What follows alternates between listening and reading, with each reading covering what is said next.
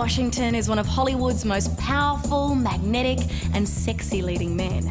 A highly skilled actor, his intelligence, courage and strength can be seen in all of the roles he plays, whether it be a socially conscious drama, biopic, comedy or suspense thriller.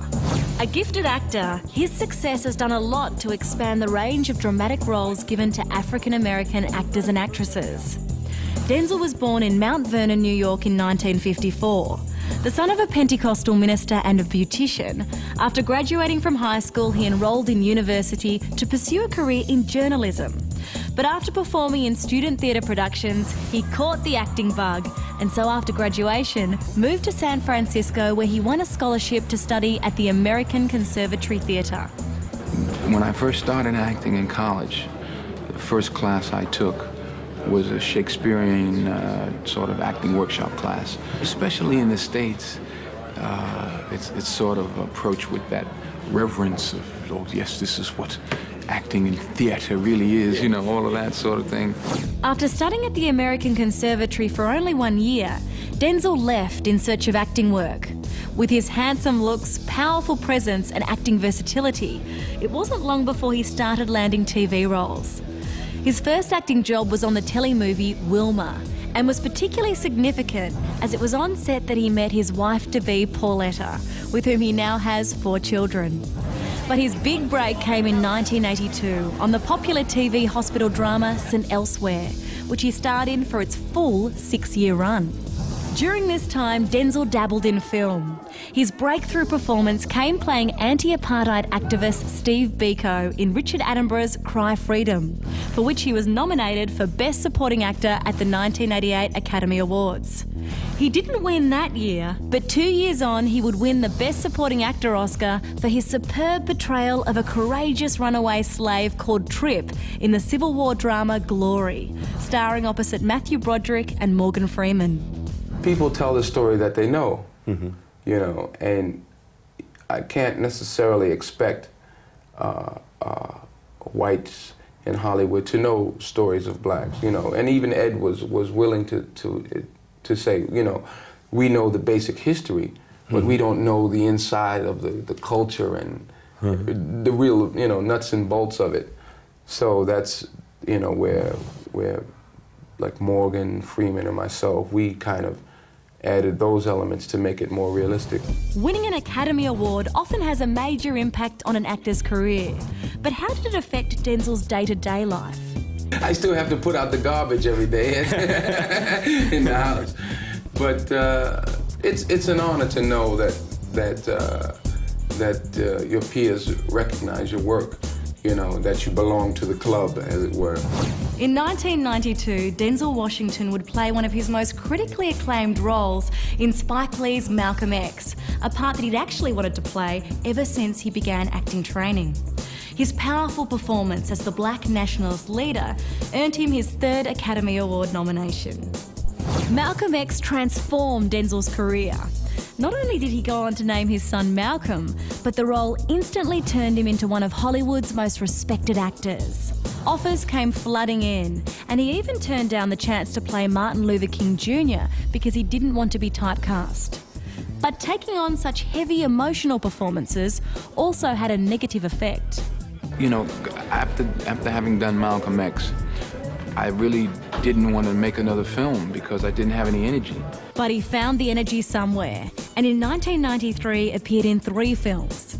Kenneth Branagh's film adaptation of Shakespeare's Much Ado About Nothing, the political thriller The Pelican Brief alongside good friend Julia Roberts, and then he took a big risk when he starred opposite Tom Hanks in the topical Philadelphia, playing the homophobic lawyer of a man dying of AIDS. Those who are the most homophobic or prejudiced or whatever toward gays or toward anyone who has AIDS, they'll probably look at my character and say, yeah, that's right, good, that's right, he's saying what I want to say. Finally, we have our voice, you know. But I think the subtle changes that he makes as the film goes along, at least by the end of the film, if they've stuck with him and they agree with him, then they have to be at least as different by the end of the film as he is.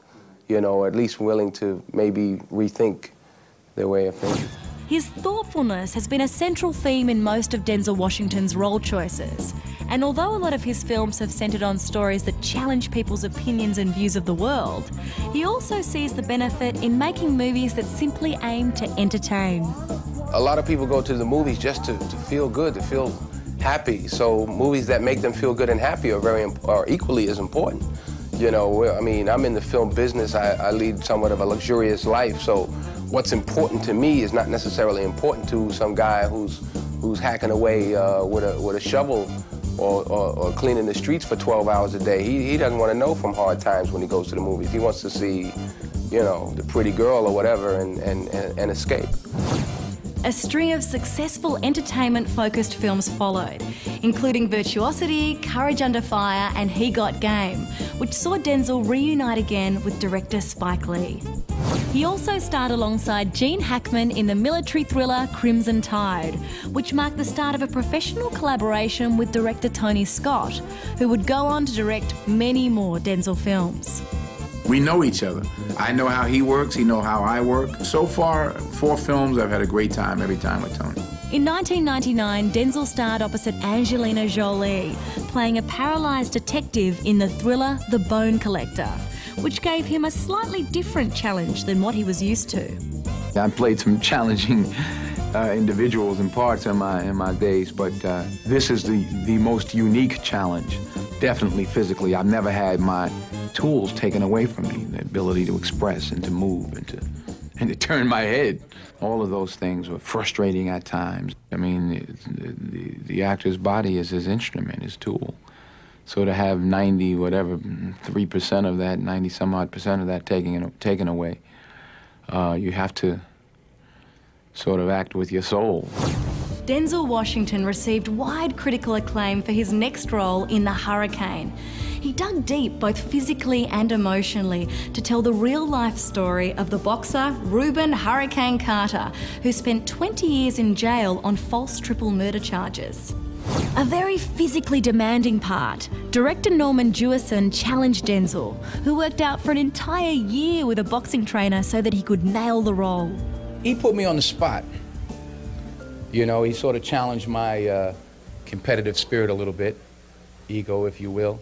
He says, look, Denzel, you know, you got to get up there in your shorts, and there's nothing I can do, you know, with the camera to help you. I mean, I know you're 44 years old now, and I'm like, look, you just have the film ready. You be ready. I'll be ready. Denzel's discipline and focus paid off, and his standout performance was recognised with awards at the Berlin Film Festival and Golden Globe Awards. How do you feel? I feel good. What makes you feel so good? I won. What that want to know? Well, you know,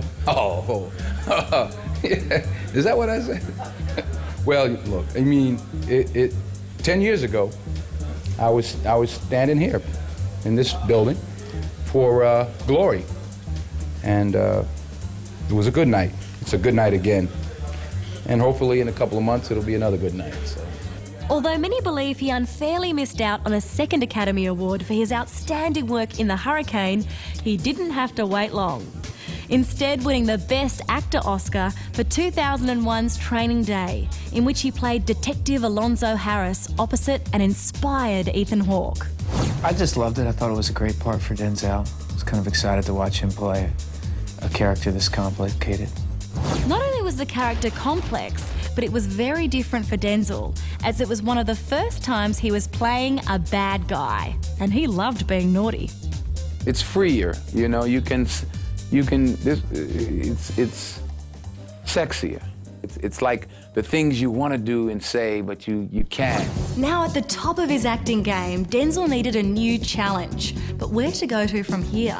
Well, for Denzel, it meant stepping behind the camera and directing 2002's Antoine Fisher. Directing really reawakened me. I was really bored with acting. Around 2000 to 1999, I was really ready to do something else. And I did. I tried directing a movie, and then I realized I was crazy for trying that. But I loved it. Back in front of the camera, roles in John Q, Out of Time and Man on Fire followed, before Denzel starred opposite screen legend Meryl Streep in 2004's The Manchurian Candidate, and she only had good things to say. Denzel, as an actor, brings such size and a sort of broken dignity to this role. I think a lot of the work, you know, that other actors huff and puff to do, he just sort of walks in with it. And it's a great quality. It's star quality. With Denzel's star quality shining as brightly as ever, he once again teamed up with Tony Scott on 2006's Deja Vu, before working with Tony's brother, acclaimed director Ridley Scott, on American Gangster. Denzel then took on his second directorial project, the Oprah Winfrey-produced film, The Great Debaters. During the same year, Denzel's career was celebrated, along with Kate Winslet, when they were both honoured with a BAFTA Stanley Kubrick Excellence in Film Award. It's an honor, first of all, to be recognized, to be mentioned in the same breath, to win an award, Stanley Kubrick Award. It's just amazing. What role stands out as a favorite or one that... I don't have a favorite. No, I don't, you know, I don't live in the past. I let them go. And what I usually say, my stock answer when people say, what's your favorite film, I say my next one. With a list of big-name actors and directors wanting to work with him and many projects being offered to him, Denzel Washington is certainly one of the most successful and respected actors in the world. But this hasn't gone to his head. A spiritual man, he has remained grounded and hates to think of himself as a celebrity. I don't want to go around opening supermarkets and, you know, I'm called a celebrity, but that's not what I do. I'm an actor. That's what I do. That's what I know how to do. I wouldn't know how to, you know, wave.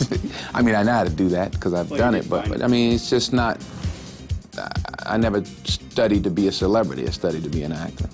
Whether he's acting or directing, Denzel Washington is a masterful storyteller with the ability to affect an audience, to make them question the way they feel about an issue and to trigger change. An intelligent, handsome and commanding leading man, you can guarantee there'll be plenty more impressive work to come from Denzel Washington. Stay tuned to Star Picks for all of the movies you know and the actors you love, broadcast in glorious high definition with 5.1 surround sound where available. For more of the best in entertainment news, check out your Movie Network channels. It's altogether better, on screen and at mnc.tv.